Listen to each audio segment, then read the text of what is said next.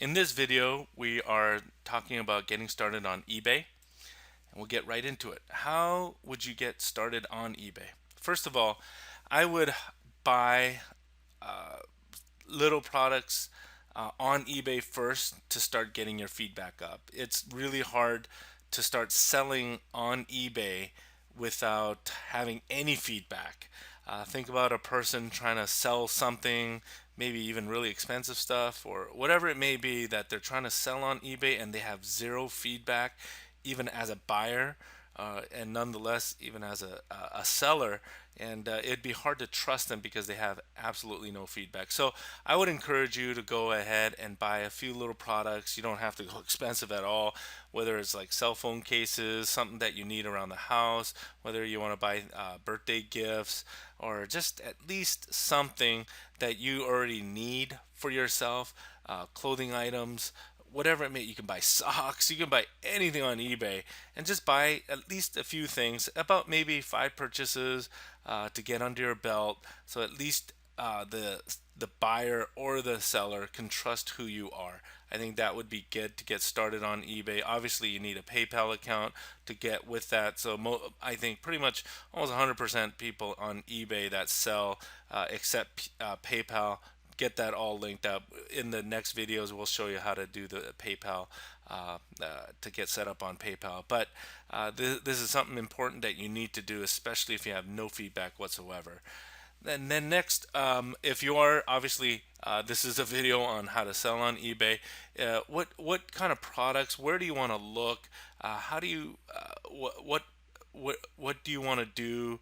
How to sell on eBay? First of all, what I always tell every single person that's interested in selling on eBay, look around your house first. You don't need to go anywhere else.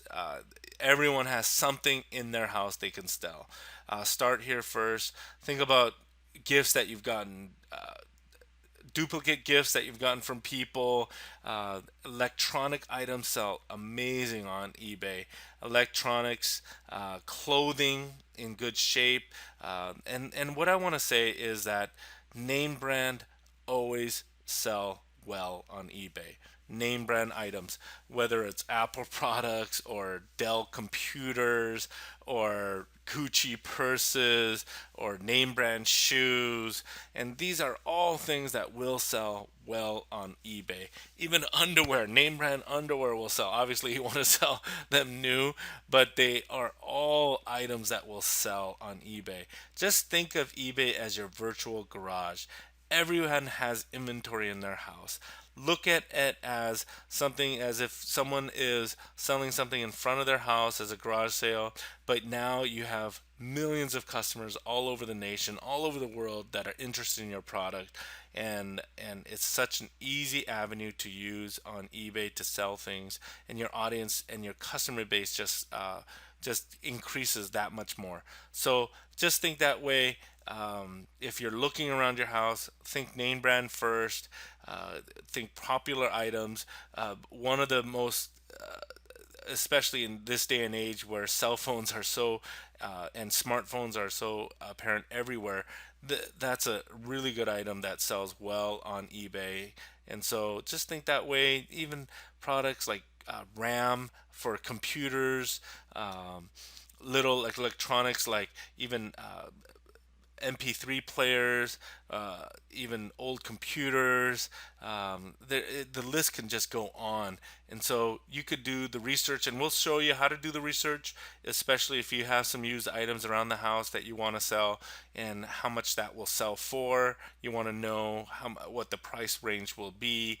Those are things that we'll have tools that we can show you in the later videos of how to do that. But again, those are the things that you want to look around in your house first to sell.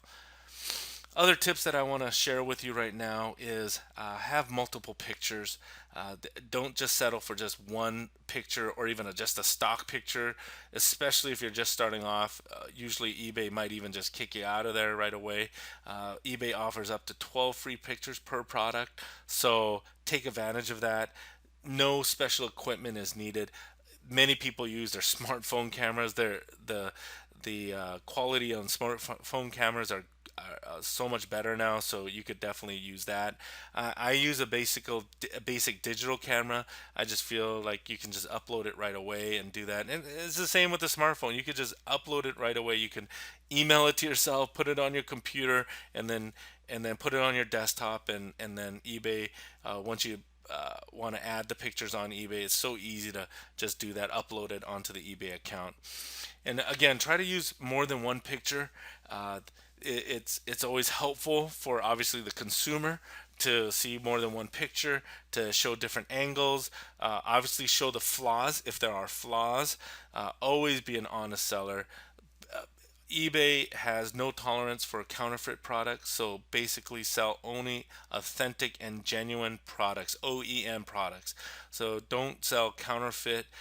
They will revoke your account if they do discover that you are selling counterfeit products. That's why we take a lot of pictures to prove that you have genuine products. So do not just settle for just one picture per item. I would recommend multiple pictures. There are times if you are selling tons of stuff, you may have to just settle for a couple of pictures, but definitely think bigger. I would recommend not being lazy on this category at all. The other thing is there's no need for fancy lighting for your products. You can even lay it on your ground or your table to take those pictures. You definitely want to take away any distractions in the background. You don't want if you have a table full of stuff, clear the whole table. Just put that one item on the table. Take that picture. You don't. The reason why you don't even need special lighting, you could just even just use natural light that just comes through the window, and just put it on there, and it'll show up really well.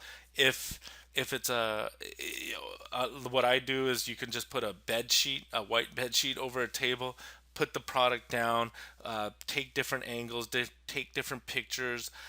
If it's obviously a white product, you may want to use a darker background. You may need to use a flash if you need to. Most smartphones have a flash now. You can turn that on or off. Just test it out. Again, daylight is the best time to probably take pictures, so take a note of that. The other, shoot your pictures near a window, obviously because of the daylight. Um, Use for high-end products. This is a really big note for high-end products. What I'm talking about, if you sell, for example, a purse, and you're selling like a Gucci purse or a Coach purse or like a Louis Vuitton purse or Chanel purse, whatever, you definitely want to take many pictures of those, because there are people on eBay who look through all the pictures just to see if they're counterfeit or not, if they're genuine or not. So you want to take multiple pictures, and most of the high-end products, like especially purses, they have a serial number in the purse. You definitely want to take a picture of that serial number and just post it on eBay, on your eBay account, on that product listing. It'll be very important to do that. And if there are flaws in it, you definitely want to take pictures of those flaws, whether it's scuffs, pen marks, or the condition of the inside of the purse, whatever it may be. These are important for you and the consumer, and it will limit the returns for yourself, because people will return the product if you were not honest about the pictures that you were taken or the descriptions that were listed. So that would be very important for you to do. And that is it. In this video, we'll be talking about again some eBay selling tips and product sourcing. So choosing a good eBay username, it is important, but it's not gonna change whether you sell well or buy on eBay. But the name really depends on your goals with eBay. If you're going to be a casual seller that wants to just make about $500 to $700 a month, you could use any name you want, your favorite, like your pet's name or your kids' names, or just something fancy, something that you can relate to well. It really doesn't matter. I've seen all kinds of different names on eBay. But if you want to eventually become a wholesaler or someone that's serious, that this is going to be one of your main sources of income, you do definitely want to think about a good username for the future. I think, for example, you could set up a name that's within a category. For example, if it is about pets or about a dog, you can say FIDA wholesale. Or if it's an electronics that you just want to sell only electronics or just cell phones, or you just want to sell laptops or whatever, there's examples like Electronics Depot, but or incorporated or distribution or whatever you want your your username to be. You definitely want to think about your future. If you're definitely going to be a regular seller on eBay, especially if you're going to be selling a certain amount each every month, if there's going to be no threshold to your selling amounts, that's something to think about. Also, if you if you mess up on your name and you're thinking, oh, I want to change it, even if you have a business license and you're doing AKAs or different, meaning that you want to do you want to have different names or subcategories. That's something to think about. You could always change your name. You don't have to hold yourself back about thinking about a name. You could always change it. It does take a few weeks, I believe, for you to change a name on eBay, meaning the transition time, meaning that the buyers will see your old name attached to it still, but eventually, after a few weeks, it will drop off, and then your new username will come about. And then we want to talk about some payment options. If you're new to eBay, I don't even want to give you an option of using other payment options. PayPal is the way to go. You definitely want to sign up for a PayPal. You could use that as a personal account, but there's nothing wrong to go with a business account. The personal account, if you don't go over the I believe the $20,000 threshold, you will not be issued a 1040, even on the business account. But if you want to research that even more, I would suggest you talk to a customer service person on PayPal to find out the intricate details about that. But if you're just going to be a casual seller that's going to make only about $500 to $700 a month, you, you, you don't need any special other payment options. You just definitely want to use PayPal. It's the most reputable. It's the actual eBay owns PayPal, so it's the best way to communicate to each other on eBay and PayPal. It's a trusted way of payment, so it's pretty much the only way that you can accept payments on eBay, especially if you are a new user. There are no startup costs. It will build your credibility right away.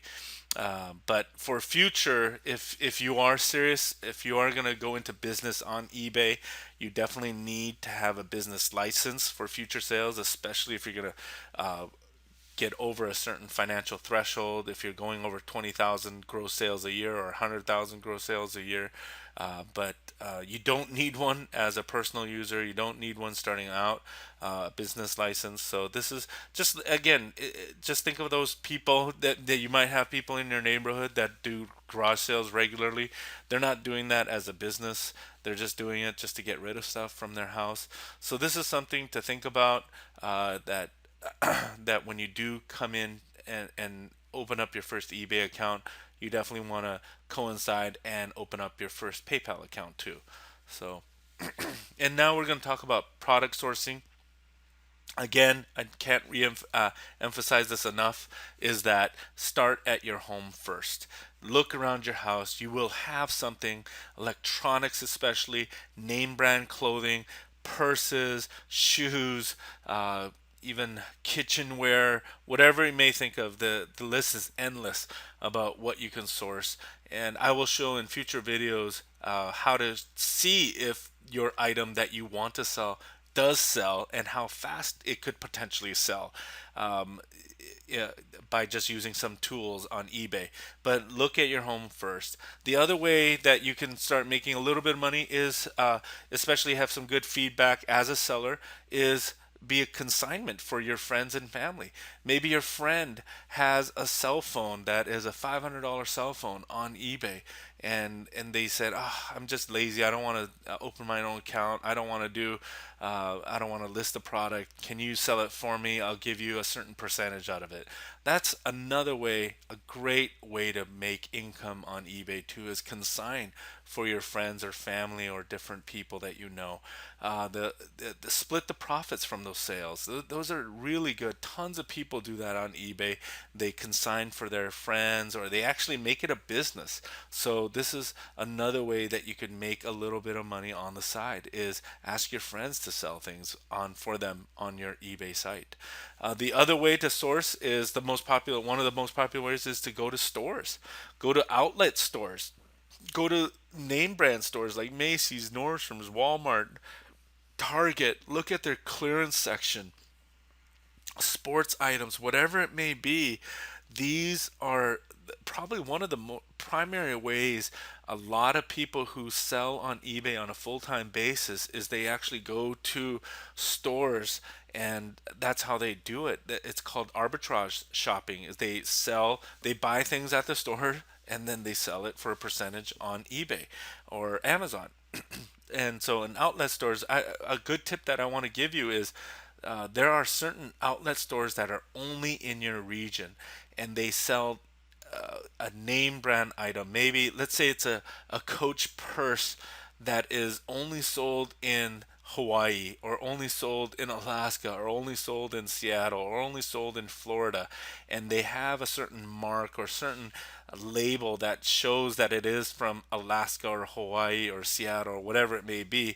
And even though and you have a name brand on top of that, that those kind of items sell. And so regional shopping is amazing for certain people. So I would highly recommend searching out those type of stores. Every state has those type of stores. Every state has certain items that are unique to the region, unique to the area, that people are looking for.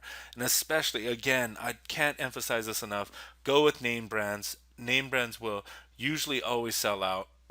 And especially if it's a popular brand, start with the easy ones, especially if you do have cell phones, or you can get your hand on cell phones for cheap, or electronic items for cheap, and you can sell those things pretty fast.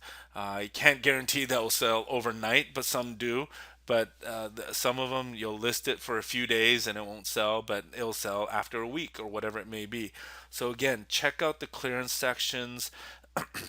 Certain items that are, you have a good eye for them. If you're an expert on just shoes, and you just know this certain shoe everyone's looking for, but you've found it at the most popular size, and you know that other stores don't have it, grab it up, especially if they're on sale, and then put it on eBay, mark it up for a certain percentage, and then see how it does. This is the way that most people source. These are different ways that you can make income on eBay. The other way is to find bargains when you're just shopping around. Again, there's other stores like TJ Maxx, Ross, or Marshalls.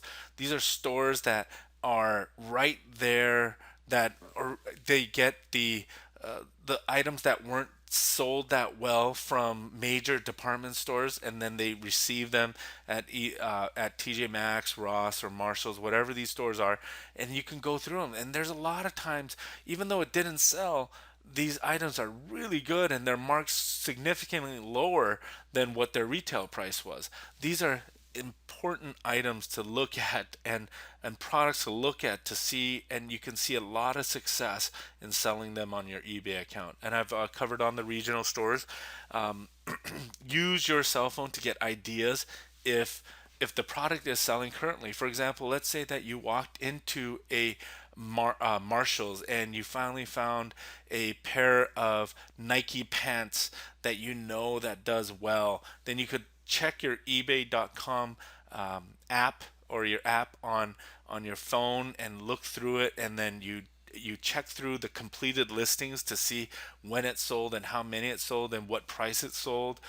You can check that out right away. You can just do a 2 3 minute research, and you can, and then you'll say, you know what, I'm going to buy this. This is selling for only 20 bucks right now, and I know on eBay right now it's selling for 50 or 60 bucks. I'm going to buy them. I'm going to buy all the pairs that are there. I'm going to buy all 10 of them that are just sitting there. I'm going to use that and then sell it.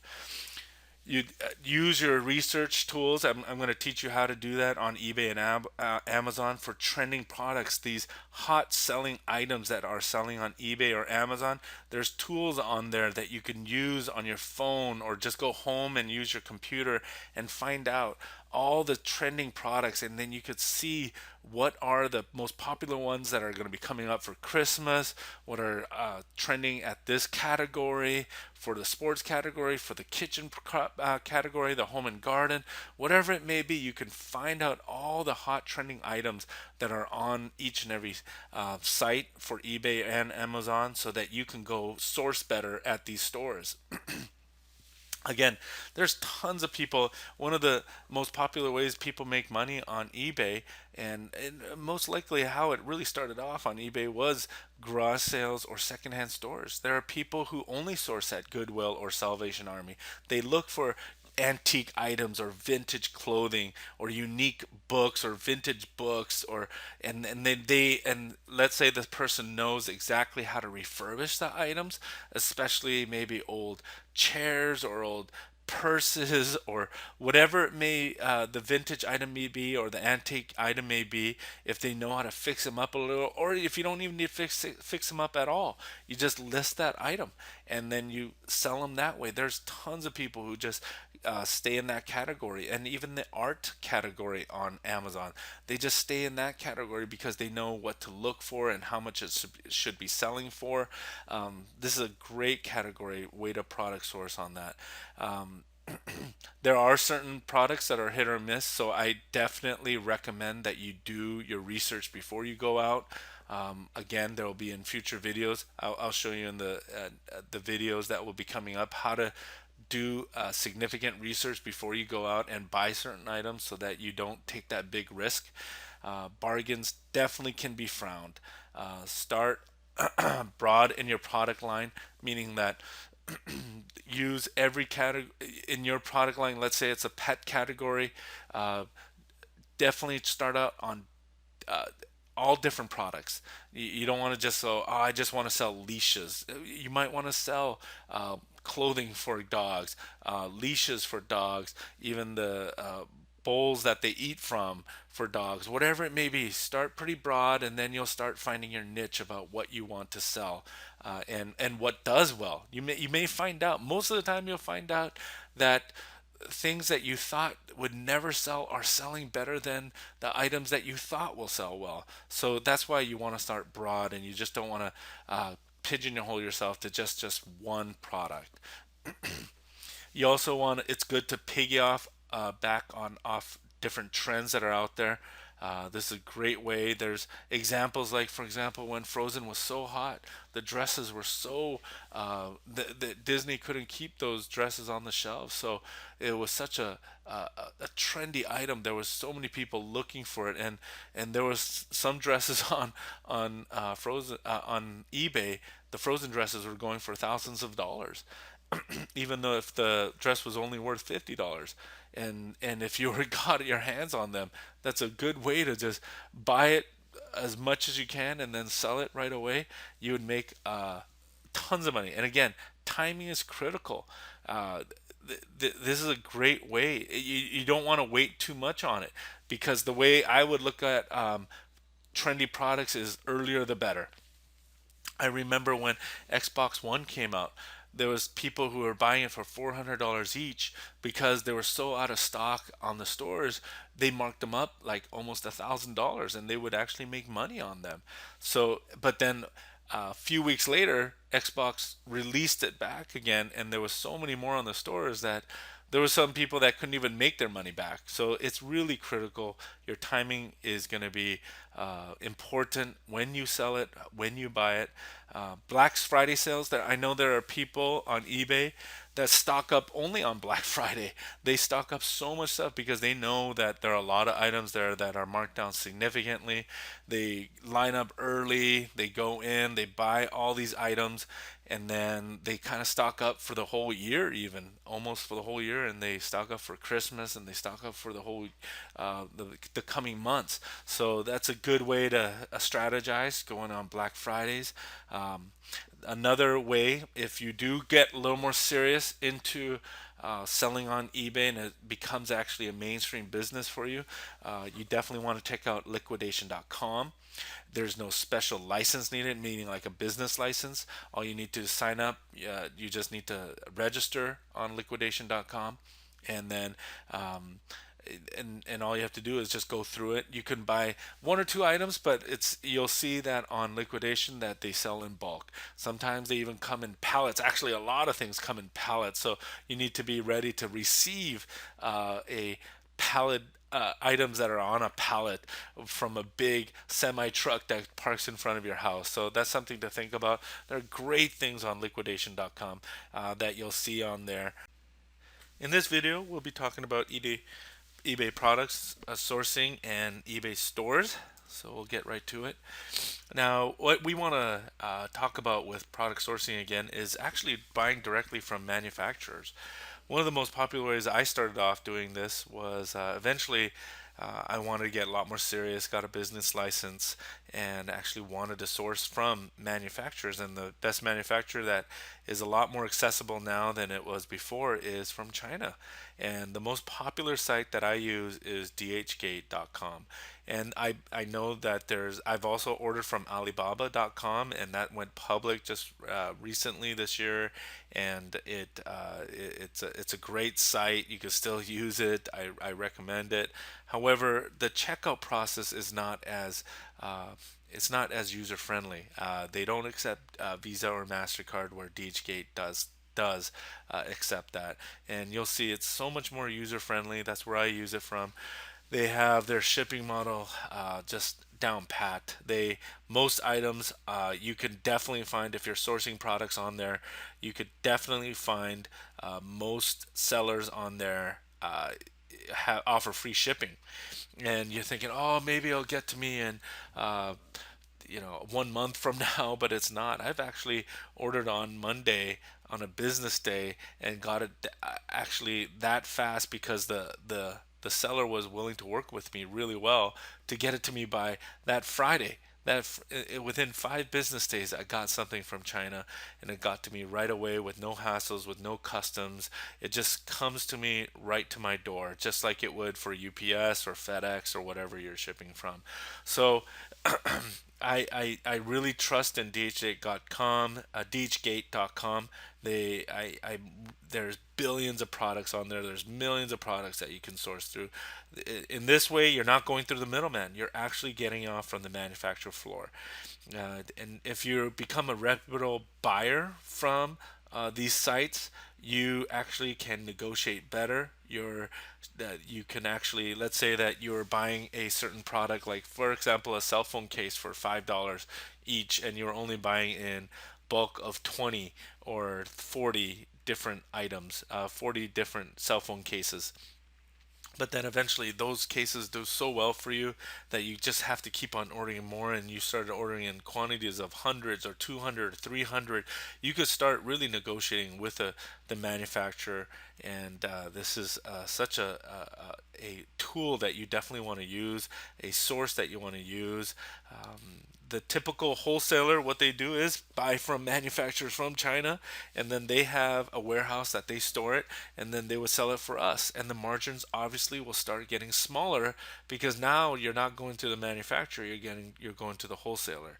So I would really recommend going to the manufacturers. It's becoming so much easier to deal with people on China. They have a chat feature on dhgate.com, and most of them speak pretty good English, and so, or at least spell really well, and so you can chat with them with ease. You can negotiate through the chat. You can talk to them about when the item will be arriving, when they actually shipped it out. you can talk to them, message them, they'll get back to you. They're all about customer service too. So I would really recommend doing that. The other thing that I really want to caution about when you do buy on DHgate.com, you can get into a lot of trouble if you start buying counterfeit products. So do not buy name brands from DHgate.com because most likely it will be a counterfeit product. And eBay, if you start reselling it on eBay or Amazon, they will remove you. eBay will cancel your account. There are companies that actually partner uh, the actual brand companies, like for example Coach or um, or Louis Vuitton or Nike. These companies are actually have basically their policing department to be a part of eBay, and they are there to regulate whether a person is selling authentic items or not on eBay.com. So I would really highly recommend not to do that. So this is something that you want to caution yourself about buying, especially from China. Pretty much, I would caution you from buying anything from China that is name brand if it's not coming from a legitimate site. Some of the examples that you can buy. I'm just listing off random products, cell phone cases, and the if you're not buying name brand from DHgate, generics are all over the place. You can shop by your category, your favorite hobby. There's tons of cell phone cases there, tablet cases, chargers, cables, car chargers, different accessories, bike parts, pet supplies, cookware, sports equipment, cars for parts for cars, parts for different kinds of machines. You can get into sporting hobbies like uh, baseball, basketball, golfing, fishing, all these every sport has accessories that you need, and more times than not, DHgate will have them. Of course, they will just not be name brand, but there are certain things that a person will buy and says, you know what, just as long as I can use it and I don't care about the name brand, this is the place to find it. And I would highly recommend buying it from the manufacturer itself. Earphones for your iPhone or your iPod, there's millions of just earbuds and earphones on them. And the key, obviously, for to lower your margins is to buy in volume. If you know, obviously, being in retail, there's risk. If you can minimize your risk, and you know that you can buy a bulk of these, and you know that you will actually make good margins from them, that's the way to go. If you're gonna buy from a supplier from DHgate.com, and you know that you're gonna buy 300 items, and it's gonna be so much less than buying than 20 items of the same product. So I would highly recommend buying in volume if you do know, if you've done your research, if you've done your due diligence and finding out how the completed listings work on eBay, how much it's sold, and if you're willing to even sit on these products for a little bit of time, then this is the way to source from DHgate.com. Alibaba.com, there's a little more hoops to jump through. Yeah, it actually, you have to wire money from them from your checking account or your business account, and so it's a lot more steps and red tape to you have to go through to deal with Alibaba.com. They pretty much have the same products, the same amount of products. They're a great site. It's just the checkout process is a little more difficult, and they offer free shipping also. So you could find good deals anywhere from Alibaba or DHgate.com. I just recommend DHgate.com because it's so much easier. And then if you do become a serious seller, you have a business license, and you want to make this more of a full-time job, uh, I would highly recommend getting an eBay store. There's the basic store. I believe it's about 14, 15, $16 a month, depending on if you're going to go through a monthly subscription or a yearly subscription. There's the there's the premium store, and then there's a store in between there. And these are stores. If you're gonna get a little more serious, I would highly recommend getting that. There will be a monthly cost involved. The reason why is you get more free listings. If you get into a store, as your business grows, you can justify the increase on that. As you sell more products, your ranking for that products will get better on eBay. If you have an eBay store, I really believe they have a matrix behind that, and they know that you're a serious seller. They know that you have an eBay store, and that it just it also you become a better reputable seller. Your reputation gets better if you have an eBay store also. So this is something to think about, especially if you're going to get a lot more serious about it. Even if you're, I would say the threshold, maybe if you're doing gross sales about 1,000 to 2,000 or even 5,000 a month, you can seriously think about an eBay store. You definitely have less limitations. You have a little more limitations of selling if you are just using a personal account. Uh, Keywords are going to be very important for your eBay search. Don't use, don't just fill up your your your title with just words, filler words. You definitely want to be accurate with the description. Don't be too short. You don't want to describe all your item on your title, and try to use every single character on there. But you definitely want to be important. Your keywords are going to be important for your post. So I would do some research, compare with some other eBay sellers about how they're posting their titles and how they're using their words on their titles. So just compare, and you can actually copy most of their titles, because you're not doing anything illegal. You're selling the exact same thing anyways.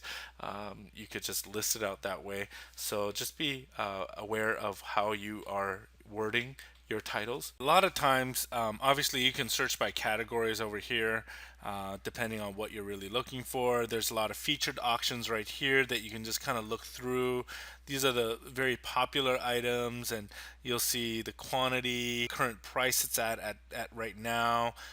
There's bulk items, there's single items, there's tons of different things. There's another way to look through the closing soon right now. Meaning like it's going to definitely close within a couple of hours or an hour. This is a really good example right here, especially for there's lightning cables, and as you can see, there's 500 of these lightning cables. They are definitely generic. They're not the iPhone kind, and of course you don't know exactly rating on these because they're generic. They're not going to have Apple on them or anything like that. But you take a risk on buying these. But as you can see, they're only 20 cents a unit price, and no one's bidding on them right now. It's going to die out soon, and if you know that you're going to move these, and or what a lot of people do on these kind of things is that they actually package it with other things that they may have. They might have cell phone cases that are iPhone 5. They might have little USB chargers that can go along with them, or other parts and pieces that they package together and then they resell it on eBay. So this is a really good example of what can be bought on liquidation. Yeah, you do want to look at the seller performance to see if they're doing pretty well or not, if they sold anything. I do caution new sellers, but they all have to be pretty reputable to sell on here. So you don't have to really worry about here compared to, like for example, eBay. If they have really low ratings or bad feedback, here you are concerned, but not as concerned as like eBay sellers. So I wouldn't hesitate to buy from someone like this. And so, but you do. This is where you want to look. The manifest on this one, it's not as important because it's going to describe it to you right away. You know, it's when they have multiple different items.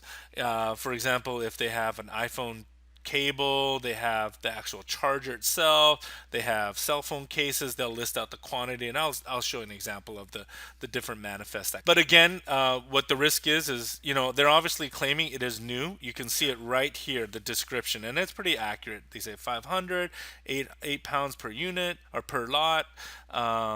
This is a standard auction.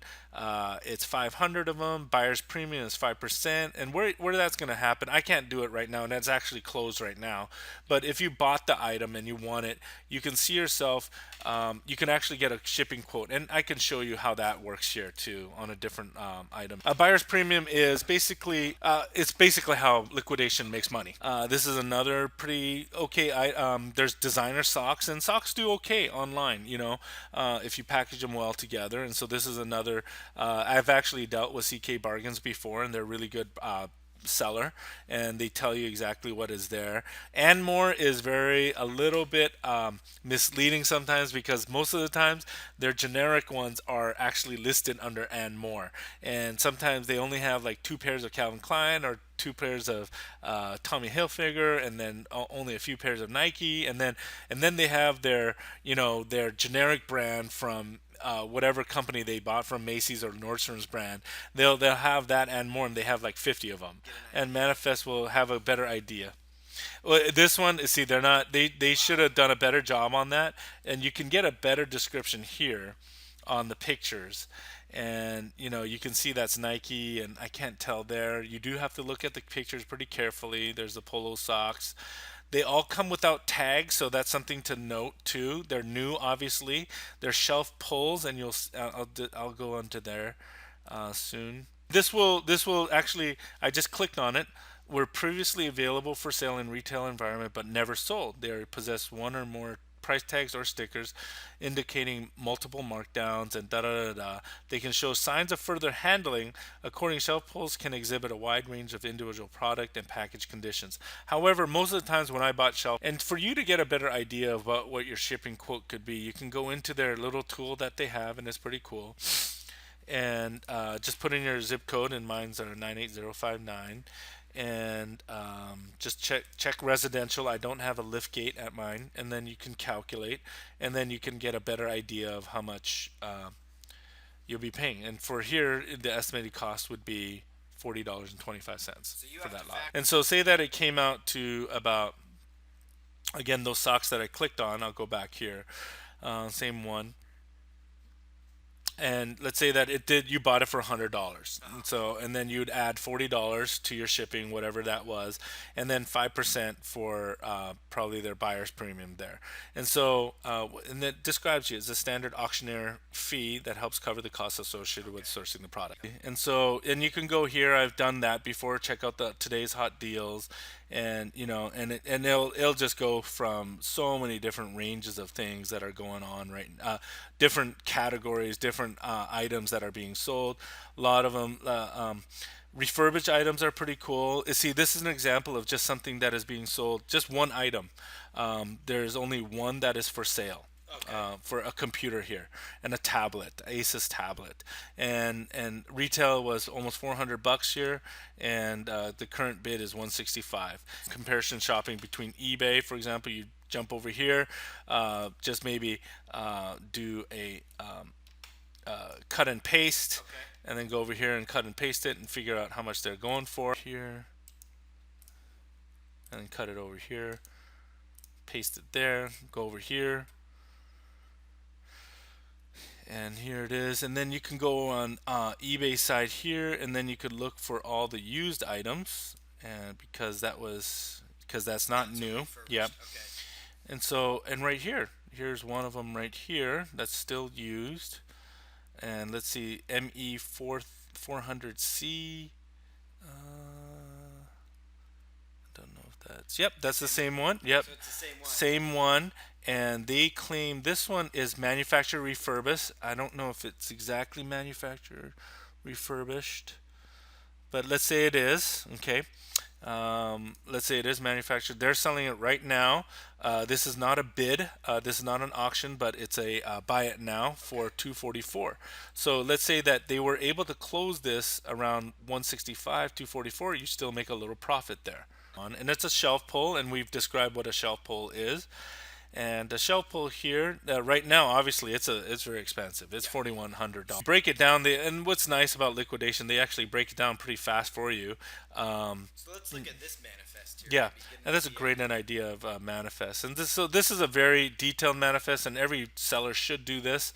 is that they have only one Gucci handbag. So just to let you know, just because they list it right away with a Gucci handbag doesn't mean they're gonna have 12 Gucci handbags. Name, yeah, Okay. and they do, and they're really honest about it. They'll sell. Hey, off the shelf, it's $1,250, and so that's almost like, if you can sell it for that much, you got, you're pretty much almost like more than quarter about what it is. Yeah, Investment. investment Yeah. already if you can sell that one handbag. And you can see all these ones that I don't even know the name brands on, 1100, 1100, 950. These are necklaces and Coach handbags. Gucci sunglasses are expensive. There's so many different things here that are going for so much, and they're all shelf pulls. They're not used. No one has worn them. No one has taken them off the shelf. They just didn't sell, and so on the shelf where they were, and so they're just selling it all in bulk in one. And then again, you can again get a shipping quote and find out how much that's going to cost. This one's obviously a bigger lot, so it's going to be Yeah. a little bit more money for you to ship to your own place. And so you do that residential, and you calculate the shipping. And as you can see, it's a little bit more. It's $138 to ship it. But Okay. that's actually fairly good for Yeah. that big lot. And so here's some Nike items that come up. A lot of big one is there are used shoes here. If you know how to repair things, Okay. used and salvage is the way to go. But if you don't know how to repair, it's a big headache. Yeah, exactly. Unless you know exactly how to repair it, because there's definitely a market for that too. If Okay. you know how to get used items and then repair these used items, that's honestly a really cool market to get into. You don't tell on the pictures exactly what's wrong with them. There's obviously, so these are pretty decent shoes, but again, we don't know the condition until you actually handle them themselves. So that's a risk that you're going to take online for sure. But if you know how to deal with used items, and here again, they did more of a generic way to their manifest. But again, there's a risk on that, because if you know how to repair, then that's good. Let's do, how about we'll just say iPhones for now. A lot of iPhone products will come up. In fact, here's some returns, and returns, as you know, are used, and returns are people who have sent them back. And this is where it's a really good idea if you know how to repair items here. Okay. And so they'll tell you we have there's only one lot, but then it'll tell you how many are in that lot, and you'll see there's the quantity. Um, there's the iPhone 4S, um, the dual SIM, the blue, the Samsung Galaxies. So there's 5 different items on here that you can actually bid on. They note here cosmetic issues. They'll note that if it's a heavy use, they have the grades on them, C, B, or whatever, or A if they had an A one. But here that is, and then so here, and it's a pretty hot auction. Everyone's trusting this. It's a pretty reputable seller, so it has 39 bids, and the unit price will be 91.20.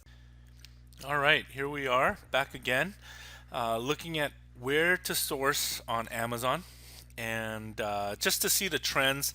I think the best way to look at it is to look at it if you're at a store, if you're out shopping, arbitrage shopping. That's what they call it. If you're out there at a department store or an outlet, or even if you're at a swap meet or a garage sale, and then you see some and things here that you're like, wow, I wonder what if this will sell, if it's going to sell on Amazon or eBay. Usually, if things are selling pretty well on Amazon, it'll sell pretty well on eBay. But you got to figure out, are they popular? Are they the trending products right now? Are they the ones that are really selling right now? And so the best source is actually here. If you just type in amazon.com/best dash sellers, and then you don't even have to put this in best sellers. You're gonna find this site right here. And there's also the hot new releases that you'll see right here. You'll figure out, oh, these are the new video games, the new books, the new electronics that are actually just starting to come out. So which is a good tab to look on. The movers and shakers is very similar to like bestsellers, but you see the trend. how much are they moving up in their percentages, how much are they going down. You can, it's kind of like the stock market, so that's pretty cool to see here. And then this top rated is probably more about like how long have they been on Amazon for a long time, and they have tons of great feedback, that they're just top rated, great products, good quality products that's been on Amazon probably for a while. Like Vitamix is obviously a very a popular brand, and a brand that's been a household name for a long time, and they've obviously been here and they've been top rated, 567 feedback, positive feedback there. So it's good to, that's a good one to see. And then the most wished for are the ones that are pretty much on your wish list on Amazon. If you're shopping on Amazon, you know what your wish list is. You'll find it in your cart under your cart. There's a wish list, and it's very similar to the bestsellers.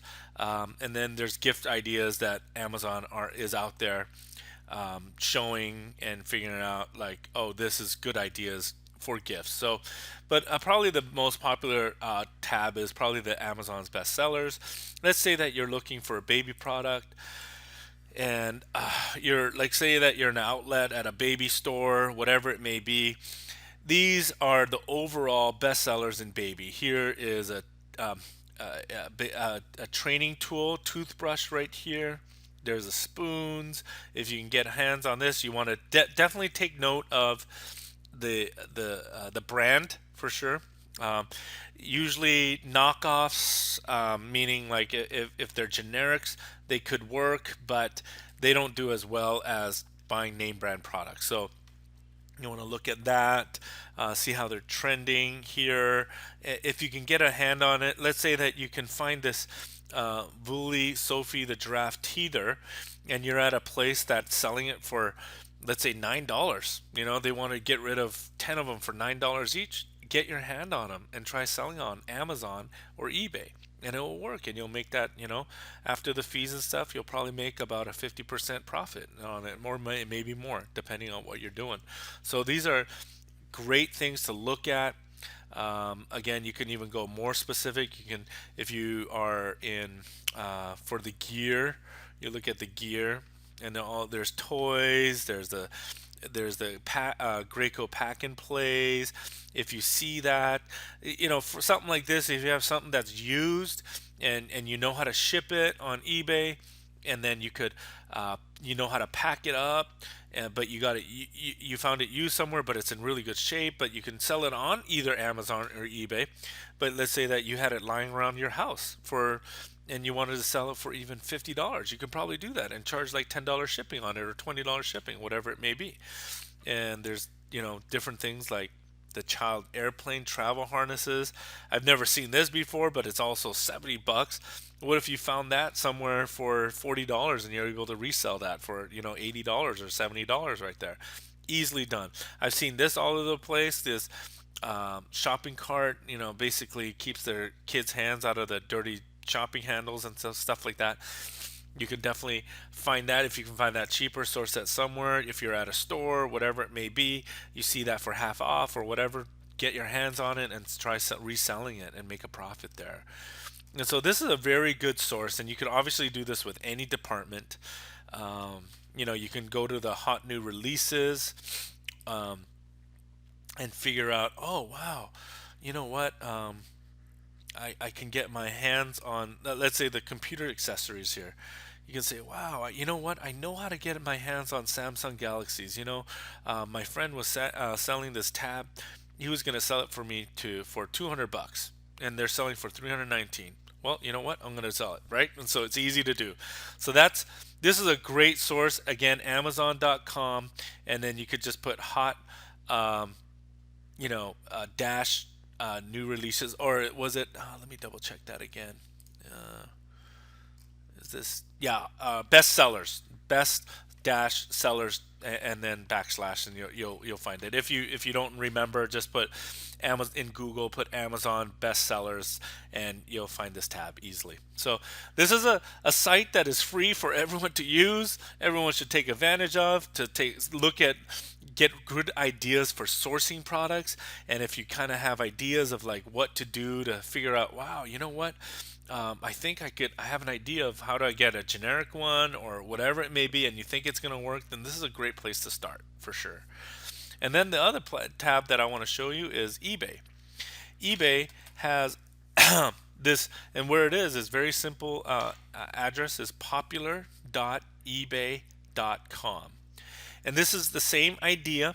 And maybe we'll start at DVDs, and this is the most popular items on on Amazon, popular items on DVDs, and then here's the top products right here. And let's say that you have a Godfather trilogy or just the Godfather one, and it just tells you what it looks like and how much they're going for, how much they're bidding for. This unfortunately, oh, this one has the collection, and you see there the collection that they have. I believe this one is not even a Blu-ray. It's selling for $44.95, and you could research on how he listed it. This guy didn't even really put any description at all.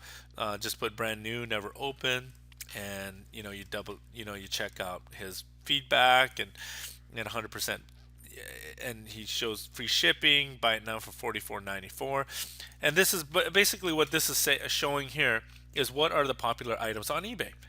Whether used or new. And a lot of used items on eBay, and you could definitely figure out. And this is right now 13 people are watching this Godfather. This is just restoration 1, 2, 3 films, 5 disc and DVD bonus, and it's $9 for 9 bids going on right now, and $1.50 shipping. And again, this guy doesn't have too much description on it. Oh, actually, it does, going down, and this is where this is how you look and source for products. And this is a perfect way to look through your house and figure out, like, wow, I have this lying around. I have all these DVDs lying around. These, for example, Steve McQueen videos or Wallace and Gromit DVDs, or the Lord of the Rings. I mean, who doesn't have Lord of the Rings stuff going on? There's characters, there's different. You see the different trends that are going on. Some of them don't have bids, so just be careful about that. Um, and I'll show you where you can see the completed listings if they're doing okay or not. So I'll show you that. But this is a great site. You got to do a lot of research on here to figure out which ones you want to see. And obviously, they have tons of categories here, from motors to music, musical instruments, pottery and glass, health and beauty. These are all the popular items that you can definitely look at on eBay. So we're good. All right, we're back now. Just checking out what completed listings are. This is an amazing, helpful tool that is given to you free by eBay, that you could do research on certain products at home that you may have lying around at home, or if you're actually sourcing products through Amazon.com or DHgate. And just a side note on DHgate.com, if you were sourcing products on them, it's just generally going to be more generic products. As I said, you want to avoid getting counterfeit items on there. It's illegal. I would say don't go there at all. But for generic products, which there's millions and billions of products out there, you think of it in the baby category, electronic category, obviously clothing category, home and garden, everything you can think of is there. And if you're thinking generics, whatever it may be, that's a great way to do some research and figure out. You do have to spend some time to figure that out, but I'll give you an example here. I think one thing that everyone pretty much has these days is cell phones lying around, or electronic devices like iPads or Samsung Galaxy Notes, and they're old, and they're used, they're still in great condition, but you just want to sell them, and you've tried to probably test the market by selling it on Craigslist or selling it to your friends, and you just know that you're not going to get the top dollar for them. This is the best avenue you can take, especially on eBay. You don't need to be a top rated seller or anything like that to sell on eBay at all. So let's check out one item. One thing I do have lying around sometimes are iPhone 4S or 4s, whatever it may be, that item. So this is an example that we'll do. And here we go, that we have iPhone 4S here, but this is a where you want to look at for completed listings, and the research that you want to do is the sidebar, the categories. So let's say that you have a black one, you want to just press that, and then if you have a certain carrier or if it's unlocked, it's great to get it unlocked because it's definitely better resale value. So we'll put unlock. Let's say you did your due diligence and got that unlocked. And the other ones, the features, you don't have to worry about as much. You can tell on the other on the listings here on the side that you can find out what kind of features you do have or not have. But you do want to put used, put it in unused. And the other one that I do highly recommend is coming down and putting on US only, especially if you are in the US. And because you're not going to compete against anyone else, there are times when you'll see on the bottom here where it's being sold from. A lot of places, the biggest popular place is China. That's not a country you're going to compete with, especially their prices. There's a lot of people in the U.S. that just don't want to get it shipped from China to their U.S. location because it takes a while, and it sometimes and obviously sometimes it's not trustworthy depending on who you're buying from. So this is the listings that you can see that are on sale right now, that are being sold. But what we want to see, if you actually scroll down even more, this is it right here, completed listings. And this will show you exactly how much it sold for and when it sold for. It sold on October 29th, which is today for us, and it sold for 259. Another one, let me see this one. It should show up green, but for some reason this one didn't show it green. But it did sell for 289. That's what it's telling us right here. You can go into their info and their listing here itself, and it tells you why they buy it from them. But that's one listing, and they sold it for 289. But usually it'll show up green for 319. If it didn't sell at all, it will actually show up red, and it'll show up red saying that it didn't sell. It just stood there. It finished the auction and or the end date, and there it was. And the other thing, if you're not going to go auction style, I actually do it buy it now, and I believe I've explained why I do buy it now over auction, because you're going to get the price that you want. And these are all buy it now prices. These are again the same phones that we just saw without even pressing it buy it now or just on the auction listing. These are all the same ones. This is how much it sold for, when it sold, and these all come up right. And you could do your research then. Oh, you're gonna say, you know what? I have my phone, and it's factory unlocked, and it's either T-Mobile or AT&T, whatever it might be, AT&T. It seems like the prices are at 300 to about 250, might be, and there's things that are being sold a little bit more. It really depends on the condition on the phone. If your condition's pretty good, then you could probably sell it for $300. But if it's not that good, then you're going to have to sell it lower to about 180 or 160 or even less or sometimes even more. So it really depends on the condition, and you're going to have to do the research and find out. I'll do an example here. Find out how it was. You can even go in here and go and see the original listing of how it actually looked like before. And this is the original pictures that it showed. It actually tells you what kind of condition it was, the best place to look at the condition. Here, it actually doesn't. This person didn't even list it out. The actual, oh, right here. Used unlock iPhone 4S, 32 gigs. The phone is in good working condition, has normal wear, excellent condition. It tells you, and they showed you plenty of pictures of the phone. So there's that, and that is the research you want to do. You can do, again, research for anything on eBay this way.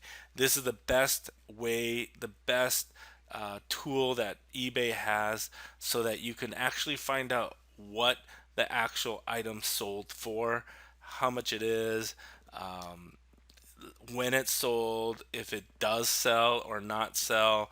This is an excellent tool to use every time. This is what I use every time for any item that I might not have good data about, or I don't have good information about how much is it really going for. This is the place to look, and at how consistently it's being sold. So that is it for completed listings. All right, I'm back now with learning how to list on eBay, and it's fairly easy. And the easy one that I want to go through right now is I sell these kind of things, and I'm logged into my account right now, and we'll see this soon enough. But let's say that I want to sell men's belts, and the way that we would do it at this point is type it in. And what you want to do at first is compare with other people what they're selling. And if you have a specific belt that you're looking for, or whatever it may be, a Louis Vuitton or a casual belt right here. This seems to be a very generic one, and people are watching it. There's men's casual dress leather belt with buckle new, and that's just a description that he's putting. And I'm looking at the store. He sold like 16,000 something items, or feedback came back to him. And we're looking, he has definitely a template, and he's using probably a software to help him list out these items. You don't have to get this fancy to sell at all. You don't have to be intimidated by this. And this, he's definitely a store owner, so you definitely want to take a look at what he's doing. But yet at the same time, you don't have to be at this level yet. But the simple thing to do here is actually just even press this button, sell it yourself. If you have a similar belt, or even the same, because you already know it's in this category: clothing, shoes, and accessories, at men's accessories, and its belts. And that's exactly where it should be in this category. And let's say that you have a new belt that you might have bought at the store, but you've never worn it. You're like, it's from Macy's or Nordstrom's, and it's kind of generic, but I still want to sell it. But I can probably get, maybe I'm going to list it for, and you did some comparison shopping. I was like, I think I could list it for about $12 and free shipping. So that's what then you could press this button, sell it yourself, and it'll take you to this page right here. And it's setting up as if you are selling the same uh, uh, exact same belt, and they even let you keep the title. You can arrange it yourself. You could say, let's say yours wasn't generic, and you said, well, it's a club room belt, men's club room belt, casual dress belt. And you're definitely hitting all these you're definitely hitting all the keywords here, and you could definitely describe it more. As you can see, you have 19 more characters. Sometimes I put like free shipping, and I capitalize the free and new all the time, and you could put that down if you want. And free shipping, and you could put that down because you have obviously some characters remaining, but you don't have to if you're going to offer that. And just a big tip is that you do want to offer free shipping on most items, because and you could just embed it in your price then. If you know that you want to make at least $10 on it, and then you know that you already weighed out your item, and you're saying, well, for first class shipping, and that belts are usually can sell, you could ship at first class, it's going to cost you $3 or $2 to ship. Then you just put $12, and then you put free shipping. And so that's what you can do there. So anyhow, this is one listing that you can do. And then obviously you want to take pictures, and we'll go over picture taking later. You don't need any fancy camera. You can use your phone or whatever you can. And you want to definitely put at least probably 2 or 3 photos of the belt, or maybe even more. It's unnecessary to put 12. I wouldn't recommend probably 12 on it. And if you're happy with the color and material, you're saying, oh, it's the same. But probably a good one to put on for search purposes is that, the general size range. You can definitely put that down. And then this is where the description goes. And you're saying, what do I type? What do I do? And the quantity, you definitely want to put one. You could definitely put the buy it now price, and let's say it was 12, and you just want to make a few dollars on it, about $7-8 on it. You put 12 down, you're including the shipping in that. First class shipping. This is the shipping is critical. We'll get back to the details in a minute, but this is the buy it now price. If you want to allow buyers to send you the best offers for your consideration, that's something that you can do. I never really click this. It kind of wastes my time. They usually lowball you.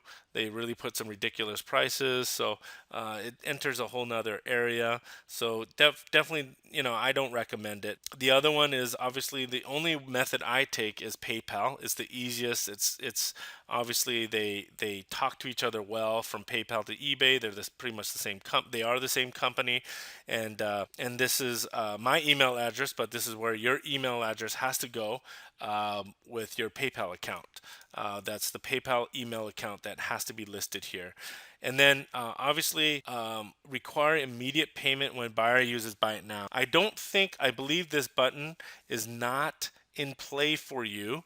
You may not have this button if you don't have a store. You may have to have a store to do this. It's been a long time since I've had a store, and so that I've owned a store, and so therefore I don't really know for sure. If you have a personal account, I'm pretty sure you don't have this button. And so just know that. But if you get into a store and you have have a little bit of history with eBay, they're going to give you this button to press so that you can get immediate payment right away. But otherwise, this is all going to be the same. You got first class shipping on a belt, which is going to be usually weighs less than 13 ounces. You definitely want to ship first class. The only services I use is I don't use any FedEx or UPS. I only use United States Postal Service. And because it's a belt, I can scroll down right here and it says first class. And the handling time, this is critical for your detailed seller ratings and to be top rated. You don't want to put your handling time, this is the amount of time that it takes for you to ship the item. So, as soon as the buyer pays you, how long are you going to take for you to ship the item? And you're saying that you're going to be able to ship the item within 24 hours by the time that they bought it. So let's say Mr. Joe here bought this belt that you listed, and you bought it for, yeah, he bought it, it's in your account, it's in your, you know that it's sold, he's already paid you. From that time, and let's say you bought it at 3 p.m. on Monday, and it's a business day, you're promising by the one business day that you're going to ship it out before 1 p.m. By Tuesday. Does that make sense? So I hope that you understand that within 24 hours, you have to ship the item out. If they bought it at 1 p.m. on Monday, you have to ship it out by 1 p.m. on Tuesday. So that's what you're promising. And that will ensure you, if you do it with one business days, you have more choices here. You have more choices, 2 or 3 business days. But this, it will, if you pick longer than one business day, you will not be a top rated seller. And I'll show you what that top rated seller looks like a little bit later. But that's something key to know right now if you want to be a top rated seller. So one business day, and then I believe everyone has this option: send it U.S. shipping center. The rest will be taken care of you. If you click that button, that means all the countries out there, including England, Canada, Australia, and obviously some more countries too. What it will happen, it's pretty cool. eBay, it'll show that this international person's bought your item. Then you'll send it all the way to Kentucky. So it's just by regular U.S. mail. And then as soon as it gets to that Kentucky address, which is, I think, a fulfillment center that eBay has, or a international fulfillment center that they have, they receive it. Then they turn around because they have a special code on the label, and they'll send it to the right country. And they'll deal with all the customs. They'll deal with all the shipping after that. And that's something that you don't even have to worry about. It makes it very easy for you to ship globally. So, but that's up to you if you want to ship it there or not. I have it here that I could ship worldwide first class mail by $13 if they want to do it through me by myself, and some people definitely do. There's also excluded shipping locations. As you can see, I've there's a lot of countries that I don't want to ship to, so I've listed that down because some of these countries that are in there, they're basically their shipping is their internal or their domestic shipping is not that good, and there's no guarantee that it will actually get to that person. So that's why I choose some countries that I'm choosing not to ship to these countries. So now whether you get a lot of international sales depends on what your item is and if you're really targeting that or not. Personally, I don't do as much international sales. I ship primarily in the U.S., and that's my business model for myself. But if you do choose to ship elsewhere outside the country, you definitely need to have some knowledge of their shipping policies there. So, and then buy, I have, and I can show you where you can block your buyers. I block buyers who don't have a PayPal account. I block buyers that have received 2 unpaid item strikes within 12 months, and so on and so on. There's a few other things, and I can show you how to do that a little bit later on too. And then sales tax, I do charge sales tax, and the tax table here, I just pressed it. The only I live in Washington State, and I put 9.5 there. And people who only buy in Seattle, Washington, or anywhere in Washington, they'll be charged the sales tax on their checkout process. But every other state does not.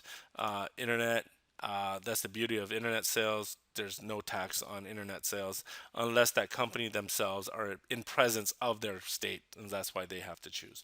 And then there is a return policy. You definitely need to go through that.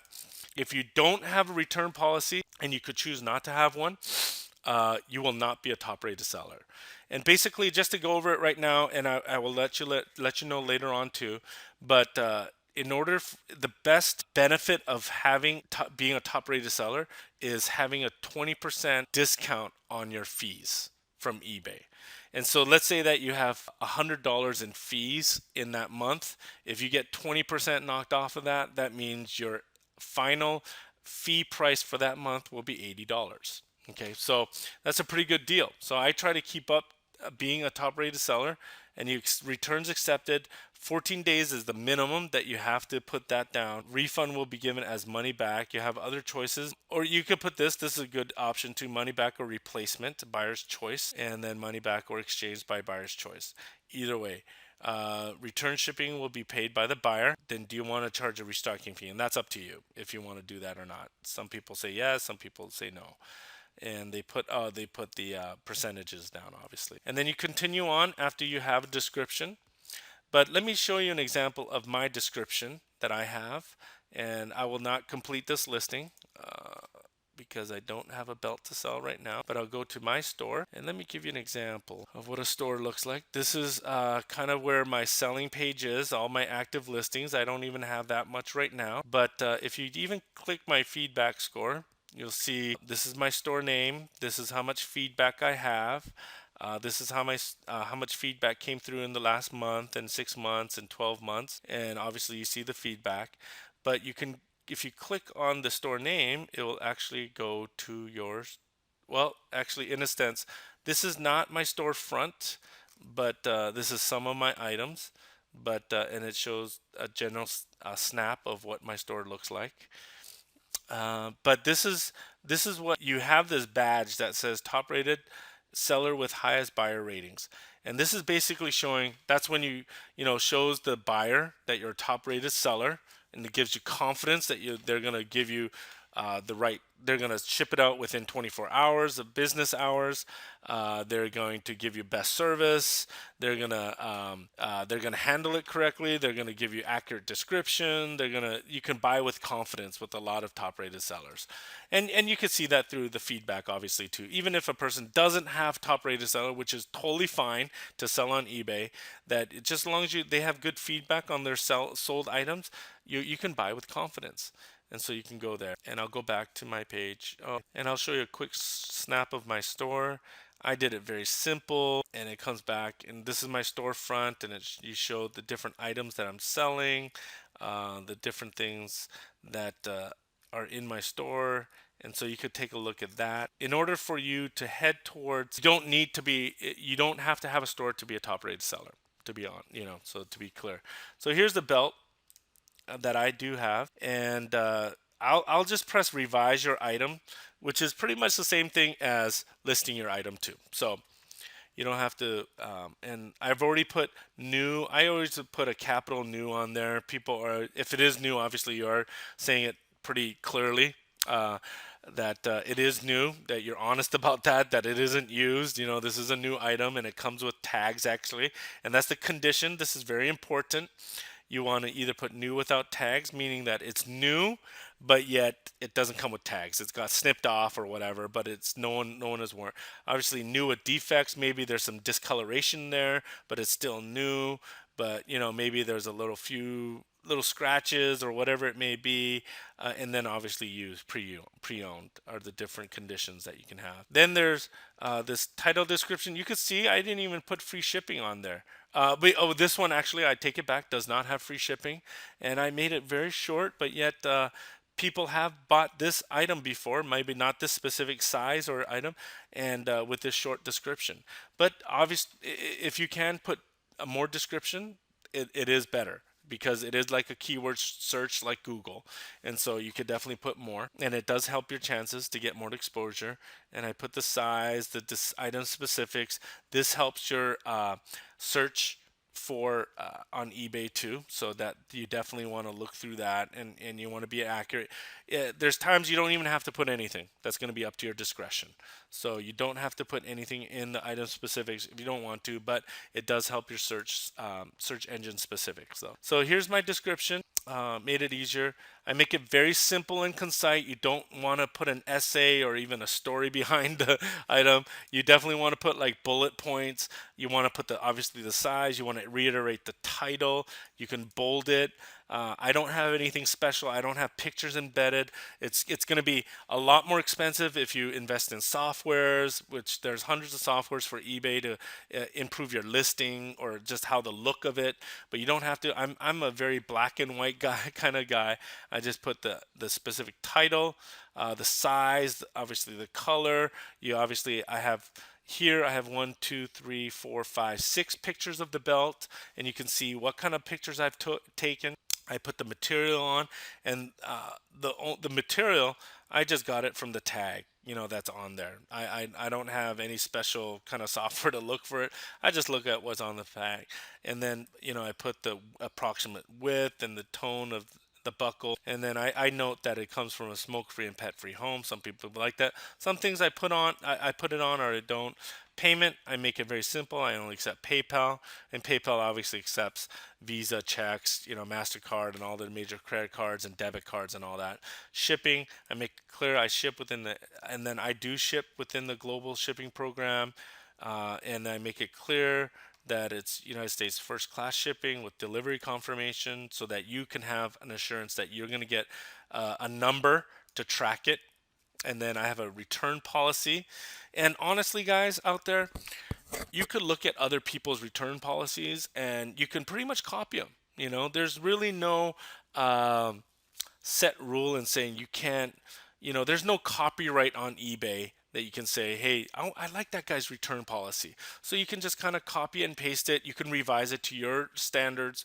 And honestly, you guys can go ahead and copy mine too, and then revise it and word it in a different way. And I think in general ways, what eBay doesn't like is that that you're using each other's pictures. Not saying that there is copyright on it. You won't get in trouble in per se because you're using someone else's pictures. But if you're taking your own pictures, it's a lot better. It gives you a lot more ownership. I know it does require time, but yet it makes it simple and nice for you to actually where there's eBay safety rules about stealing other people's pictures if you're doing in such a frequent basis. But in many ways, you can use other people's pictures, but I do not recommend it. Use your own. Okay, so that would be key. And then the returns, contact me for any extra pictures, feedback, and thanks for looking. This is a free tool that eBay gives me because I'm one of the store owners. It's a selling managing pro. You don't need this at all. So again, I went over the fixed prices, buy it now, how much quantity I have with each item. If you have 2 or 3, 4 belts, PayPal, the first class package, and flat rate. Here I don't even offer international shipping, so I don't worry about that. These are the countries that I don't ship to, and that's it. And here's the buyers who I block, and the sales tax again, and the return policy again. 14 days, money back. Return shipping will be paid by your buyer. No restocking fee will be charged. Again, these are reasons because of being a top-rated seller that I do not. Um, you know, I don't offer 7-day return. I don't offer a 5-day return. I offer the minimum for a top rated seller. You have to offer a 14-day return. All right, we're back now with eBay Safety. And this is a friend's account, Count on Us Distributing. And, frankly, my friend has not used this for a long time, and he obviously, you see feedback. The only thing he really did was just buy something, about 6 months ago, and that's all he did. So this is a relatively new account. Obviously, he does have feedback, he does have history, which eBay does like, but obviously, you could look at this as pretty much almost a new account. Almost a new account. But so this would be a good example because I don't have a new account. I can't show you that example because I have a store and all that. This is a good example of someone who doesn't have a store and who's not a top rated seller right now. So this is a very good example that we can use. Just going to go back to our back button, and he obviously has nothing being sold right now because if he has something listed, it'll be shown here. There'll be, you know, let's say that he's selling, some watches or belts or video games or whatever it may be. It'll be all listed right here on being things that are being sold, all selling. So it would be all listed here. But eBay's pretty good about this. I haven't seen this for a while, but it actually tells you that what your limits are right now. And as a personal seller, they will give you limits. And I believe this is the standard. But if you're a very new person, which means you have to have obviously a legitimate email address, that you also have to have a legitimate address, like you're living in an apartment or a house or whatever, that you have a legitimate address, that you have legitimate checking accounts or a saving account, whatever it may be, or and then you have to have a legitimate credit card if you do want to take your fees out of a credit card. Obviously, eBay is going to charge you fees, and so you have to have all that before you set up a eBay account. So that's one good thing. Now, once you put your information in, you have a name that you like, and then you set up a password. You can pretty much, you'll get to this screen right here, and it'll tell you right away if you have nothing being sold right away. If you set up a new account, it says what your monthly selling limits are. Now, if you're trying to earn $500 to $600 a month or $700 a month in profits, which means if you can mark up your margins to 100% or even 75% to 50%, your gross sales will be obviously a lot more. It's going to be either 1,000, 1,200, or 1,500 gross sales, which still means you are still way under your monthly limit. Now, these limits will be removed uh, either by eBay after 3 months, 4 months, or if you've been showing a proven track record after 3, 4 months, or even a little more. You can just simply call eBay and says, "Hey, you can notice that I've upgraded to a store. I'm serious about getting selling on eBay," and you could tell them, "Can you up my limits? Can you up it to 200 a month? Can you up it to $10,000 a month?" You can negotiate with them. They're very good. eBay is very. I'm sorry about that.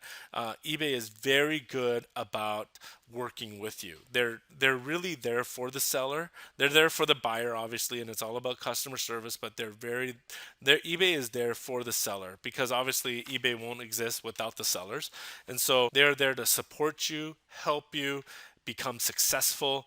And so this is when you look at limits because for my account I have no limits at all because I've have a proven track record for several years. I'm a top rated seller, all those different kind of things. Obviously, proof to eBay to say, hey, this guy's serious about selling, and this is his main business. That's what he lives off of. This is a way of living for him, and so it shows them that this is a proven seller. Now, if you're a part-time seller, this might be a good enough limit for you. and that's fine. And and you don't need anything more, and you will earn your $5 to $1,000 a month, and you're fine with this. And so this could be okay. And so this is a good screen to look at. There's selling reminders that you can edit, schedule these, and these are the ones. If you had something active, you'll have something here. You'll see the sold items here. You have returns here too. People will return. Obviously, everyone returns things to the store. People return things online too. So you have to deal with that. And this will tell you all your current totals, how many sold in the last 60 days, payments received in the last 60 days. Usually this will match up the same way. How much is listed, and it'll tell you if you have, let's say that you have 10 things listed and you have a total of, let's say it would say 10 will sell 10 bids, if you're doing auction, whatever it may be, and the total amount, what all those combined items will be. So that's what it will show. And this is my eBay account, but we're not going to be looking at that too much right now. But once a person checks out, um, this is a site right here, and we'll make sure that you get this down. ebaysupplies.usps.com. These are free supplies for you, and it's co-branded, as they said. So let's take a look at this flat rate priority mailbox. I believe this would be probably a medium-sized box, which is probably one of the most used boxes. It doesn't show the picture up front, but you can see it right there. This pretty much has the eBay, uh, the logo there, and also obviously United States Postal Service. And this is a flat rate box here too. Another priority mail. This is a general priority mail box. Another small one. Another one. This is more kind of a shoebox size one. And these, either you can order 10 of them or 25 of them, and they're all freer to use. Now, obviously, you have to ship it priority. These are not just boxes that you just use to just ship it for your own pleasure and your own usage. You will get caught by United States Postal Service if you don't use priority mailing and their pricing on it, and they will probably not send you those boxes anymore, and they'll probably make sure that you don't send out. They will basically. It is law to them, to United States Postal Service, that you use United States Postal Service priority boxes for priority mailings only. Now, obviously, you do have to pay priority pricing, but customer service wise, it's faster. They'll get it there on time, and that's a really cool little free boxes that you can. And the other places that you can go is obviously the United States USPS's.com site. Then you go into shop, and then you go into shipping supplies. And again, they have all these, and this has a special logo of Spider-Man right now. But these are all free priority mail boxes that you can use for your pleasure. And I just clicked on that link right there. But these are all priority mailings. What will happen is that it'll be shipped right to your door, um, and for free.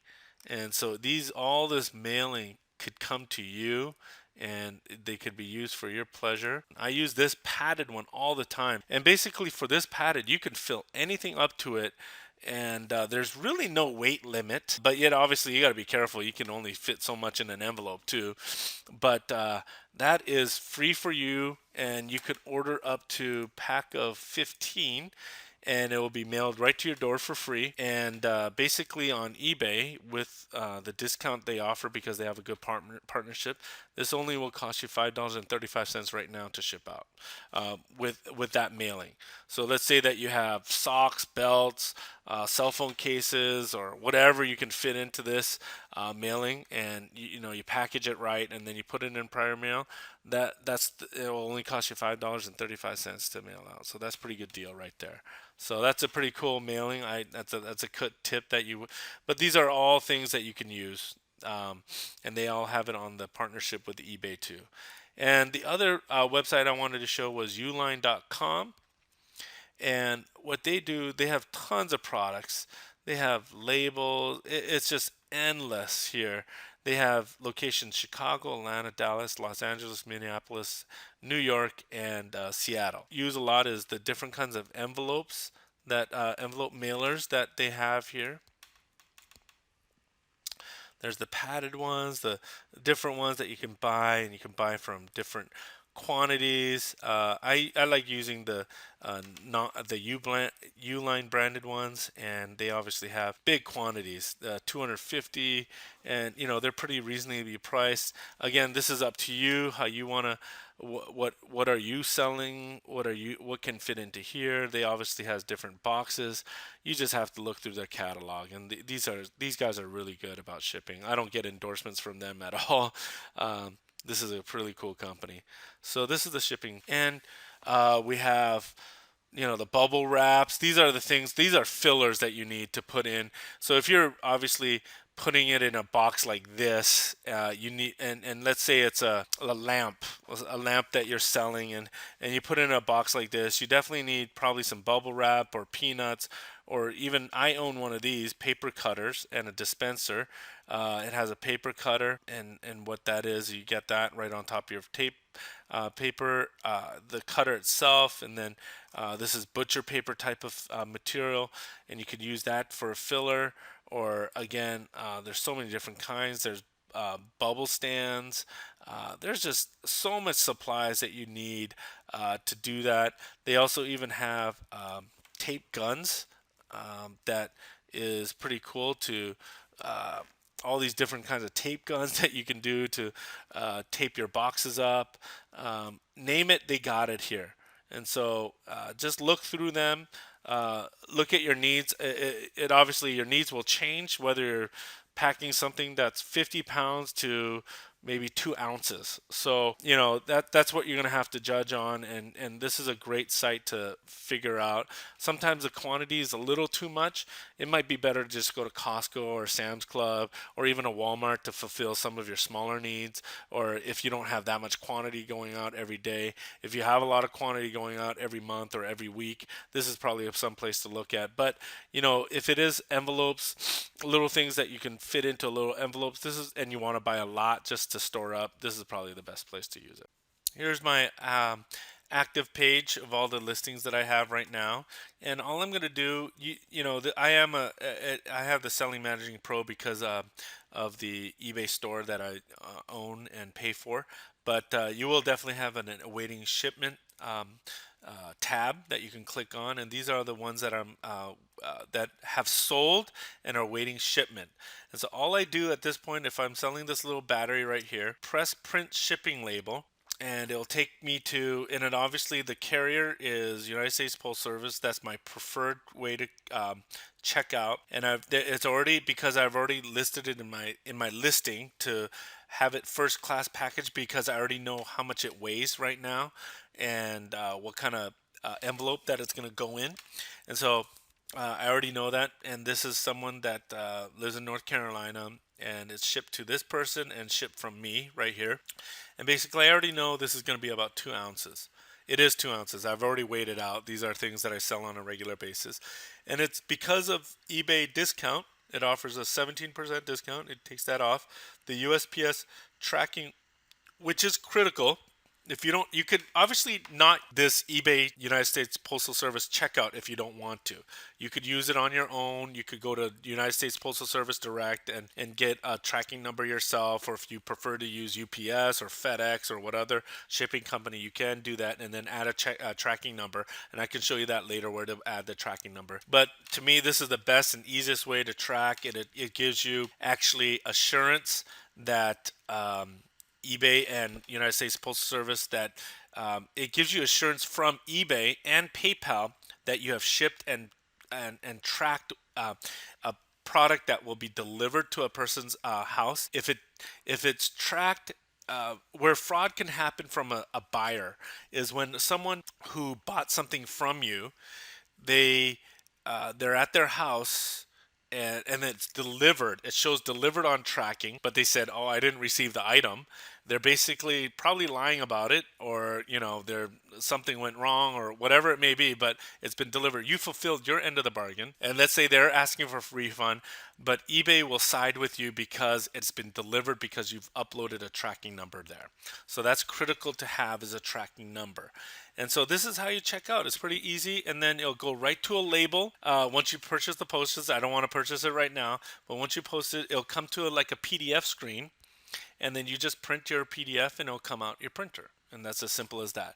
But if you did use a different service like FedEx or UPS or whatever, all you have to do is actually press add from tracking number, and then you add that tracking number, and there's so many different carriers that will list out at this point here. Once you add the tracking number, it'll actually recognize if it's a UPS tracking number or if it's a FedEx tracking number. They have a certain way that they number it, so it does recognize if it's a UPS or United States Postal Service tracking number. So I'll cancel that because I didn't check out yet. So that's about it. All right, we're going to be talking about eBay fees right now. And the order for you to find it is go to your account tab and then go to down to seller account, and that should be same for any person's account. And here we are. This is my current fees right now that I'm going to be paying. It's kind of, their cutoff dates are a little bit weird. I'll be probably paying, the current balance is 433. That's what I'm going to be paying for the month of May. Basically, it was last month, and so that will be my bill for the last month. But if you want to see your invoices, this is a good example. I'll show you April's because May's still in process right now. April, I had a total of $579 in fees, which is quite a bit. Your fees will probably not be that much, and then you press go. And it brings you pretty much to a PDF page. This gives you a summary, a quick summary of what last month's is and this month's, and then for me, because I'm a top rated seller, it shows you the discount right here of why. That's 20%, and that's huge. That's a big savings. And so that's why I'm trying to prove to you why you should be a top rated seller. And there's the credits that I get. That's probably from refunds or whatever it may be. That things that happen, they give you a synopsis of how much your monthly sales are, and then the total monthly fees. So actually, the fees are not that much, but it's 5 point new, pretty much 6%. But you do have to account if you're offering free shipping, you have to embed that into your cost. So generally, your fees after PayPal fees and eBay fees and your shipping costs, it'll be roughly about 10% of your total gross sales. That makes sense. If you can kind of keep it, it could be higher, it could be a little lower, but generally 10% to 12% probably of your gross sales that you have to definitely keep into account. And this is, I just wanted to show you this an example of, I have an insertion fee because I did a double category, and so that's why it's only 10 cents right here. But this is a good example how much is everything. For this one, it's a vaporizer I sold. It comes with 2 tanks, atomizers, and a battery, and the final price is $19. After eBay's fee, the final value fee is basically their cut is $1.14. So that's what it is. That's why the average came out to 5.92%. And so that's your eBay fees per category. Now, some categories are different fees, like the auto category, an RV, or a boat, maybe. And obviously, those are huge items. But, jewelry category might be a little bit more in their fees or less. I don't know. I don't sell too much jewelry. But some categories may be a little bit higher and lower, but they're generally averaged about the same way. So just count on that. Those are the fees that you're going to be paying, per transaction, and they give you a very detailed list of what that looks like. All right, we're back. I'm going to show you what a little summary about what a top-rated seller really means. I've covered it in a pretty extent, and I showed you the badge of what that looks like and what it takes to be a top-rated seller.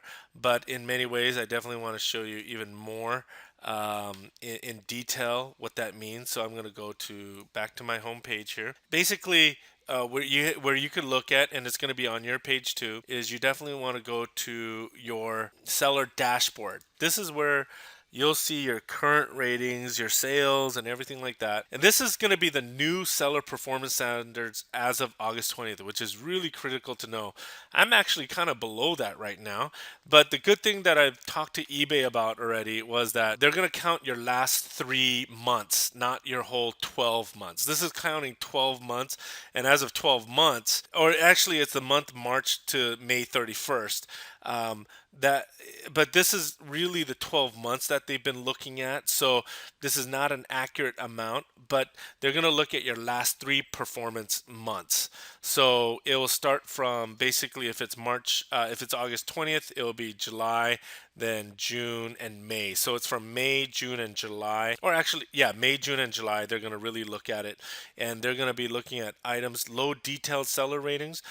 This is more for items as described. So let's say that you told someone this is new, but then in fact it was used. They're going to give you this. The buyer is going to give you a low rating for that category, saying that it wasn't described as it was supposed to be. And so you don't want that to be counted against you, because when a person checks out on eBay, if they bought something, let's say for example a cell phone case, then they're gonna at the end, they're going to obviously, once they receive it, their eBay is going to send them an email and reminder and saying that, are you going to be rating this? Are you going to give feedback? And then they're going to give you feedback, but at the same time, there's going to be a star rating that they can give you. One for item as described.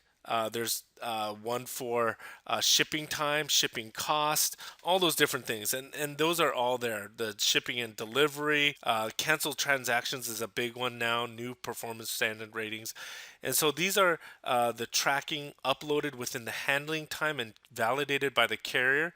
That is all timed out, and they give you a rate. Right now, I'm getting 93%. They want at least 90% to be a top rated seller. And then this is just the total amount of transactions that are within a month. So that's going to be the new seller performance standards. But the current one, if you click it out, is right here. There's right now they're telling me I am a top rated seller as of this month, and this is the detailed seller ratings, what they also call DSRs, and here they are. And you don't want above 4 or 5. This is the 4 star, uh, 1 and 2 stars out of 5. So what it's basically saying is that, are you listing it as correctly as possible? And if someone's saying no, they will give you a lower DSR. They're going to rate you lower. Is your communication good with the buyers? Are you, if they're asking questions, are you answering them back, in your message category? Are you shipping it on time? If you said 1 business day, are you doing it within 24 hours? And they get your rate on that. And shipping and handling charges. If you're offering free, this is going to be automatically top. That's why I'm right at the top right here. Now I'm getting 100% basically on that. So they can't even charge me on that, because you can't obviously for free shipping. So but the ones that they can rate me on is shipping time, communication, and item as described. So those are a general a general overview of what it means to be a top rated seller.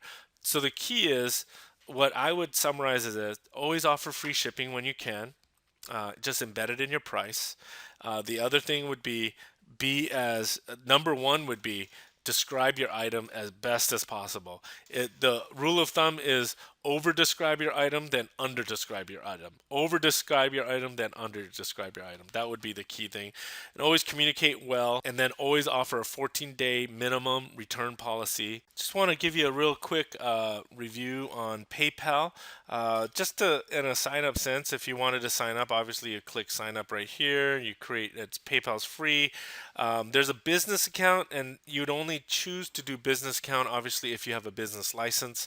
I do a business premier account, which is also free. I have the debit MasterCard that comes free with it, all that kind of stuff.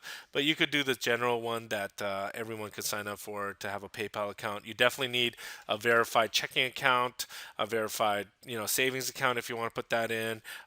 Credit cards, you definitely want to put that in too. Verified credit cards, and the key one is a verified address that that you are living at where you're saying that you're living at. And obviously, they're not going to accept PO boxes or anything like that. So just know that when you sign that up. A Premier account, if they have it on the personal side, please sign up for that one. You definitely get a little more benefits over that. But there's not too many differences, so just understand that. And if you are only selling about, we're promoting on our eBay and Amazon videos here that, you know, we're not being unrealistic in saying that you're going to make $50,000 a year or $100,000 a month type of thing.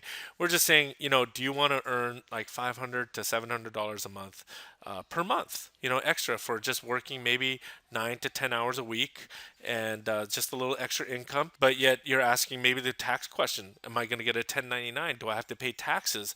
Is PayPal going to send it to me? And you could look on their, once you sign up, you could look up their customer support or their help section, and you could ask, just type in 1099, and I did this before. It'll come up with their help answers, and basically one of them will say, just as long as you don't make over 20,000 or making 200 trans payments a year, then they will not send out a 1099 to you. So that will be just your money that you just make on the side. That's for you. It's just like a virtual garage sale for you, and it's not a serious business for you. And so they're not going to send out a 1099 if you're under 20,000 a year, gross sales, 200 different payments more a year. So that's pretty simple enough to understand. All right, we're back here now again with my eBay account, and what we're going to talk about right now is about refunds. Part of customer service, or just owning a retail store, that you're going to get refunds or returns and then refunds. And so it's very easy for you to do that. You obviously need to be linked with your PayPal account with that. And the best way to do refunds, the way they now eBay has it, didn't have it before. They have a return section, so it makes it a lot easier for a customer. I have one that they started the return, but then they didn't actually return it back to me. But if they did actually return it back to me and ship it back to me, eventually when I receive it, then a pop-up would come out, and if I checked out the item and the item was fine, and they returned it within the amount of time that I said, about 14 business days, then I will go ahead and issue a refund here. And that's all it would be, and then it would take it out of your PayPal account, and it would be done.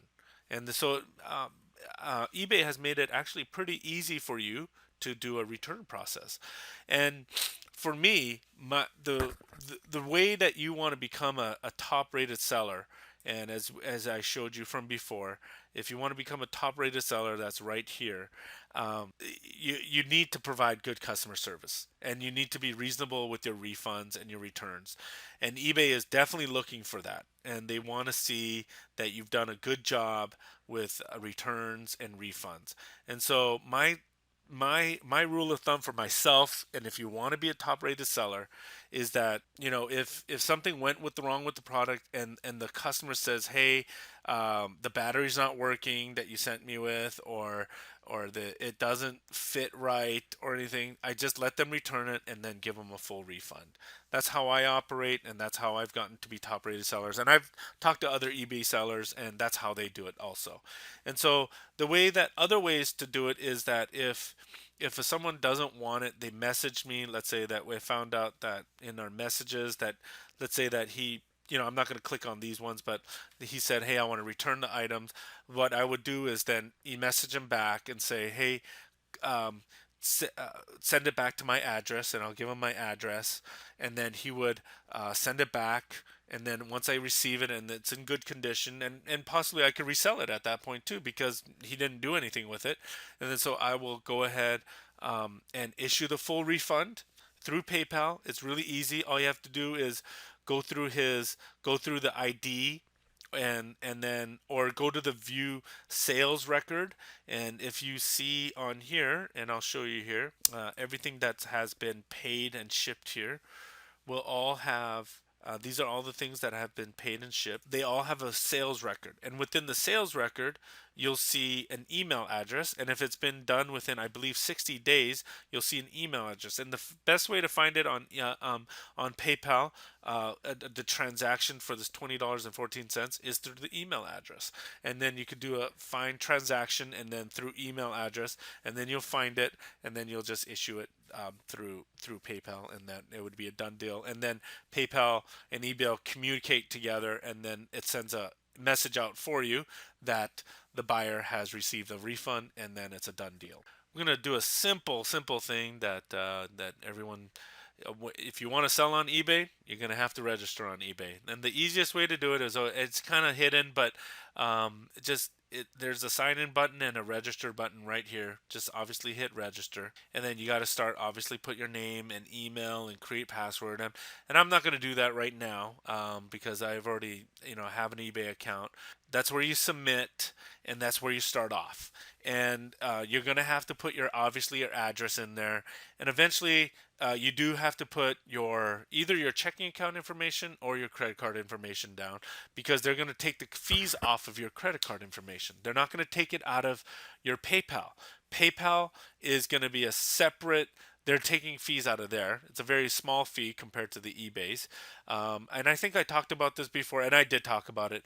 Fees in total, depending on the category, you want to expect from about 8% to 10% altogether. Fees from eBay and PayPal, what they take out of what you sold. Going back to registering, once you register, you put your address, your email address, obviously, and then credit card information, because that's where they're going to take your credit card out, fees out from. And then you also want to put then that's where it starts off, and it's a pretty simple process at that point. You can start selling right away. If you have similar products that you looked at, if you said, oh, I got a laptop I don't use anymore and it's still in good condition, and I want to sell that thing, and you can go and look for similar products, and you can start selling that, that eBay, that laptop right away. And so that would be pretty cool. And we're going to show you Amazon. And before I really get in, as you can see, we have the Amazon site all up now. I just wanted to tell you a little bit about Amazon versus eBay. Obviously, most of our content has been on eBay, and that was for good reason. I do sell on both platforms, on eBay and Amazon. However, I do more business on eBay. I favor eBay a little bit more. But I could totally understand why people favor Amazon also. But there are a few things that you do have to keep in mind. Definitely, they have their distinctions and their differences. Amazon, eBay is, in general, they let you control your money right away. I'm just talking about the top things, and then also with eBay, with Amazon, you don't get to control your money right away. They actually hold on to your money for about a week or two before they release it. They're probably doing that because of returns and refunds. But eBay, that's on your shoulder, and you'd have to control that and be careful with that. But and then the other thing is there's more restrictions. I believe there are more restrictions on Amazon than on eBay of what you can sell and what you can't.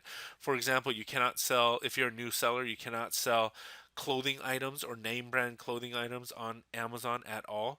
But there obviously are tons of other categories that you can sell on.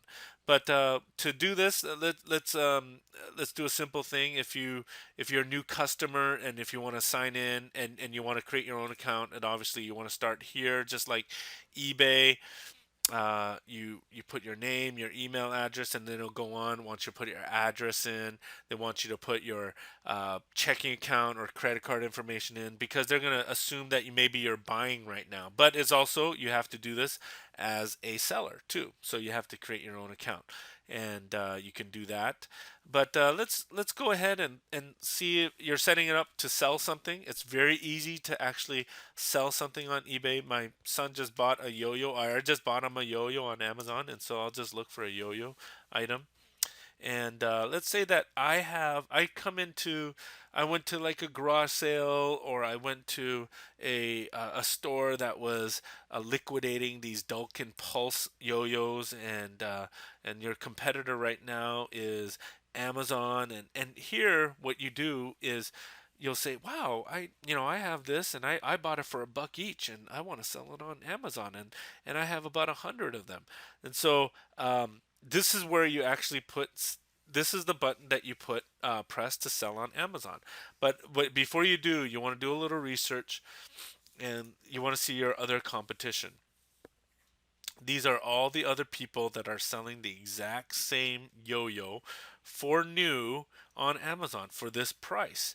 So as you can see, Amazon himself are not even the cheapest price on their site. There are people like the Ned Show, or I can't even read this name here at all, but they're cheaper than Amazon. So and they're offering free shipping, and this person's only offering 80 cents shipping, and so there's these are the competition that you can sell for. Obviously, the more you sell, the higher price you get, and the more shipping you charge, you're going to be lower on the list, and that's kind of important too. So you got to understand that before you start selling on Amazon. Uh, the so let's say that you wanted to start selling on Amazon, and here you go. You press that sell on Amazon, and what it will do, it will list your item's condition, and then you obviously have to put new. You don't really have to put a condition note, so you don't have to put that, and then you want to put your item price, your item SKU. This is not mandatory either. If you don't know it, you don't have to, and then you can decide right here, I want to ship this item myself to the customer if it sells, or you can press the button, I want Amazon to ship it for me and provide customer service for all my items if they sell. And I will show you what that means. And that's typically called fulfillment by Amazon, FBA. That's what, if you hear the word FBA on there, that's what you're going to go for. And here are, if you do want to ship it yourself, you do have the shipping. Um, you have to charge them shipping. You could offer different prices, and you can see that later on. But this is the typical way, and then you go continue. Uh, and let's just make that up right now. Let's say that I want to sell it for eight. Let's say even 750. Let's see what it does here. And then obviously it's going to want you to sign in.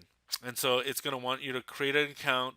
And what that would lead you to is I have an account here and my email address. And once you sign in there, it will actually take you to this Amazon seller site. And that's how easy it becomes to sell. All right, we're back here, and this is my Amazon Seller Central account. This is where it will take you to if you started selling on Amazon, and you got to get it all set up. Um, and there's a difference between getting an individual account and a professional account. And the professional account, there's a monthly cost, and I believe it's either $49.99 or $59.99. You can look that up. And if the way you can tell which plan you're on is selling on a, it says individual, and you got to modify your plan if you want to upgrade it. And here it is, individual clip upgrade to learn the benefits of becoming a professional seller. And so all that really means is that basically you'll have more ability to sell. You can control your shipping costs. You could, meaning like if you want to charge free shipping or no free shipping, you can't do that on an individual plan. You actually have to go with their preset plan on shipping. And so, and there's a lot more to a plan, but most people, if you're just a casual seller, will obviously you'll take an individual plan. Again, if you are selling something, and then this is where the inventory is, and we'll just do a quick overview on this. And these are the things that I've sold in the past. You can see inactive or active. And but let's say that I had this book, the South Beach Diet, and and it will give you a preview of the fee, and then your price and your shipping, and the lowest price that's out there right now on Amazon. It will actually advertise this, and so this is a good place to look and see, or like, okay, I need to lower my prices. You can do a comparison shopping here, but regardless, let's say right now you want to sell it for $5. And but then this one is actually in FBA. What that means is fulfillment by Amazon fee, and that includes this fee here.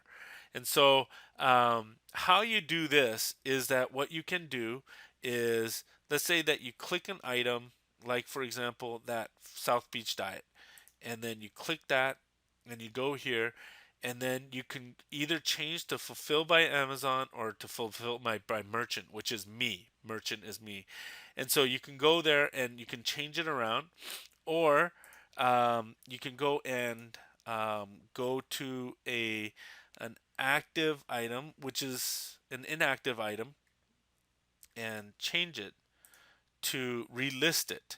And if you relist it, You can either change to a fulfillment by Amazon, or create and then relist it first of all, which I don't have right now. I'll just show that example, and then relist it, and these are the items, and then you'll show the price and do it again, and then you could here again. If you go to the next item, I believe the next screen, vital information.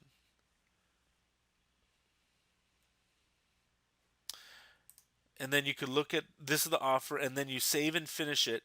Actually, on the next page, you will have the option to sell it on Amazon, fulfillment by Amazon.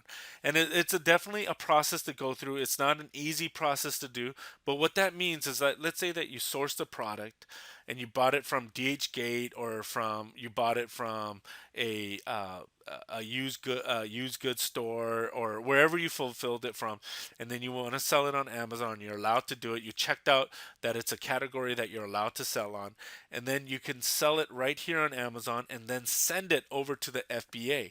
And what that does, I can't walk you through every single thing that means, because I got to sell something then. But what that means is that what they will provide you is actually the shipping label. Obviously, the only thing you need to do is provide the box to ship all these things in. Let's say that it was even one book, or two books, or three books, or even 100 books. Let's say that you're shipping 100 books over there. You can actually pre-label them. They'll give you labels to put on each book, because they're going to scan it and look at the number, and then you put it in a box. You label the label. You get the labels that they give you, that you printed out your own computer, put it on the book, and then, or the item, and then you ship it back. You ship it to Amazon, because they're going to give you a label that you can buy from Amazon, and they're going to use UPS, and it's a very discounted price from UPS. Let's say it normally costs, like, a 50 pounds of books would cost you, let's say, almost $100. It'll be even probably, when I shipped my books, it was probably only $20. It was because they have a contract with UPS, and then you ship it there. They receive it, and then they put it in their shelves in their system. And once it sells, they will um, they will pack it for you, ship it for you, and take care of all the customer service. And that's basically how fulfillment by Amazon will work.